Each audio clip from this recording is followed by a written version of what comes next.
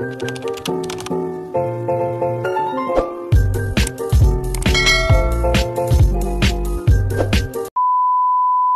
hello guys, welcome back to my channel. It's me again, Deng Vlogs. So for today's video, gumising nga ako dyan ng happy. Niyakap-yakap ko pa nga si Earl, tapos nung nakapa ko na mainit siya, dali-dali naman akong tumayo at temperature ko nga pala siya dyan guys. At umabot nga ng 38.8 at ibig sabihin nga nun may lagnat or sinat tong si Baby Earl. Kaya naman binuhat ko agad siya at nilambing-lambing ko. Every morning routine ko nga talaga ay nag-check ako ng mga email. Talagang chinecheck ko yan bago ako lumabas. Bumangon na nga kami ni Baby Earl pero hindi ko muna naligpit yung higaan kasi nga nagmumurot na siya. Nagloloko na nga si Baby Earl kaya nagpapalabas na siya. Isa na rin kasi sa routine namin ang ilabas siya kapag kagising niya. Hindi ko nga alam kung anong dahilan bakit siya nilagnat. Kagabi naman ay okay pa siya. Siguro nga lagnat laki lang to. Anyways, nung nakalabas naman na kami, nagpaaraw lang kami netong ni Baby Earl. Isa nga rin to sa routine namin tuwing umaga ang magpaaraw. After naman namin magpaaraw, kumain na din kami. Sopas nga pala yung almusal ni Baby Earl, yung sa akin naman is spaghetti. At yung kay Kuya Joseph nyo nga is pansit. Nung natapos ko naman silang pakainin, ako na din ang kumain at pinatikim ko pa nga to kay Baby Earl.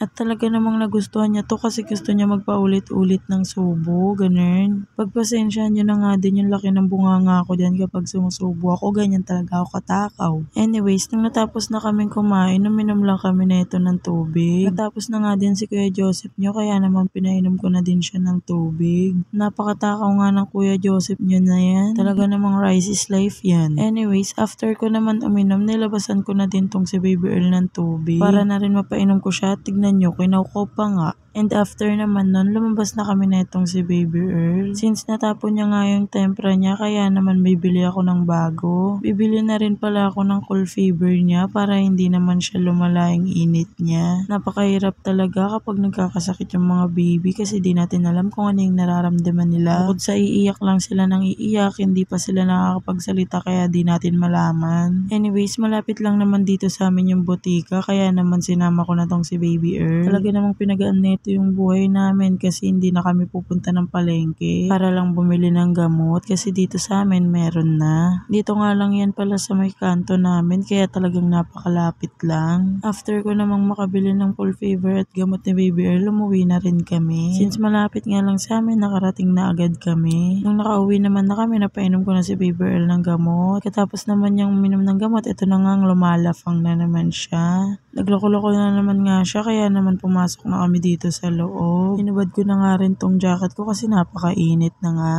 And since may sakit nga si Baby Earl kaya ayan, nagloloko-loko siya. Talagang malalaman mo masama yung pakiramdam niya kasi kakagising lang, gusto na ulit matulog. Talagang kapag may sakit siya, hindi siya umiiwalay sa akin. Ganyan talaga kami umiga. Talaga namang nakakaawa talaga kapag nagkakasakit yung mga baby natin. Bukod nga sa hindi siya umiiwalay sa akin ay talagang hindi din siya umiiwalay sa kanyang beberon. Pero okay lang naman kasi mismong ayan din yung makakapagpagaling sa kanya. Kung may compare ko nga yung formula at breastfeed, mas nagagandahan ako sa breastfeed. Kasi nga kapag breastfeed ka, may pangontra ka sa mga sakit. Samantalang kapag nag-formula ka, talaga namang lapitin ka ng sakit. Ganun. Danas ko na kasi sa Kuya Joseph nyo at dito kay Baby Earl yan. Kasi nga kay Kuya Joseph nyo, talagang nabinoti ko siya kasi nga nagpapabrika ako noon. Nagtatrabaho nga ako noon kaya naman pinadede ko siya sa bote. At ito namang si Baby Earl, talaga namang tsinaga akong magpa-breastfeed dito. Talaga namang kahit masakit, kinaya ko. Anyways guys, nung nakatulog naman na tong si Baby Earl, ito na nga yung chance ko para malagyan ko siya na itong cool fever. Kaya kapag tulog ko siya nilalagyan na itong cool fever kasi nga inaalis niya to kapag gising siya. Talagang tinatanggal niya yan kapag gising siya, kaya naman pag tulog ko siya nilalagyan yan. Anyways guys, kung mapapansin nyo nga, malaki nga yung cool fever na binili ko. Gusto ko kasi natatakpan talaga yung noo niya, hindi yung maliit kasi malaki nga yung noo ni Earl. Anyways guys, nakatulog naman na si Earl, ito na, sinamantala ko na din makapaglinis dito. Dahil wala naman ibang gagawa nito kundi ako lang. Kaya naman nilinis ko na to habang natulog pa si Baby Earl. Para naman pagkagising niya, siya na lang yung aasikasuhin ko at si Kuya Joseph. Hindi naman makalat dito guys, talaga namang yung nasa ibabaw lang, nagkanda tumba-tumbahan. Anyways guys, nung pumasok naman natong si Kuya Joseph nyo, ito na't pinagsulat ko na siya. Malapit na din kasi siya pumasok, kaya naman pinagsusulat-sulat ko na siya. Magkikinder pa nga lang pala siya, pero marunong na siya magsulat ng pangalan. Tsaka ng ABC at numbers. Anyways, after ko naman malinisan yung kabilang drawer, eto naman at nag-proceed ako dito. Pagbukas ko nga ay walang kalat, kaya naman sinara ko agad ito. Hindi naman masyadong makalat dito sa kwarto namin guys, kaya naman mabilis ako natapos. At ayun nga pala si Kuya Joseph nyo, nagsisimula na siyang magsulat ng pangalan niya. Natapos na nga pala ako maglinis, pero tulog pa rin tong si Baby Earl. Fast forward nga, ito na nga pala yung kinahaponan. Naglinis na din ako dito sa kwarto, naglatag para naman matutulog na lang mamaya. Every afternoon ko talaga ito ginagawa para kapag gabi na matutulog na lang. Inangat ko nga yung kutsyon tapos winalisan ko. After ko naman maayos yung higaan namin, ito naman at nagligpit ulit ako dito. Nakita ko pa nga tong in-order kong damit doon sa Orange app. Disappoint nga ako kasi ang nakalagay doon clothing, tapos yung dumating sobrang nipis niya. Tapos yung tela niya talagang satin, madulas. Halos 2 weeks din kasi to bago dumating, talagang inantay ko to. Kaso nakaka-disappoint kasi di ko inaasahan na ganito. Pero wala naman ako magagawa, kaya naman tinabi ko at susuotin ko pa rin yan. Nag-move on na nga ako doon, kaya naman nagligpit na ako dito. Halos maya ako nga pala to nililinis guys. Dahil nga nagkakatumbaan tong mga essentials ko. Di pa kasi nadating yung in-order kong organizer, kaya naman ganyan pa siya kakakalat. Anyways, after naman nun, ito naman at sinampay ko na tong mga tuwalya ni Baby Earl at ni Kuya Joseph nyo. Kagaya nga ng sinabi ko kanina, hindi nga masyadong makalat to, kaya naman natapos agad ako. Saktong-sakto nga nung natapos ako, ito na't dumadating na yung Baby Earl natin. Sakto lang na natapos ako kasi nga siyang dating din niya. Alam ko naman kung anong dahilan kung bakit to pumunta dito. Magpapa-full tank nga ulit to, sabay maglalaro ulit, ganun. Talaga namang halatang nagutom siya kasi nga pumupunta-punta na siya sa akin. At syempre, bago nga ang lahat, nag-alcohol na muna ako. Medyo late na nga yung disinfect ko, pero okay lang yan. Kagat-kagat labi na nga siya sa sobrang gutom niya. Nanguya-nguya na nga siya sa sobrang gutom niya. Talaga maya-maya talaga to nagpapa-full tank si Baby Earl. Talaga namang parang hindi siya nabubusog. Malakas nga din yan kumain, kahit ganyan yan. Anyways guys, nung natapos na ako mag-alcohol, eto na at full tank ko na nga siya. Dahil pag di ko yan full tank, magwawala yan, maglolo ko yan. So ayun lang, hanggang dito na lang. Thank you so much for watching.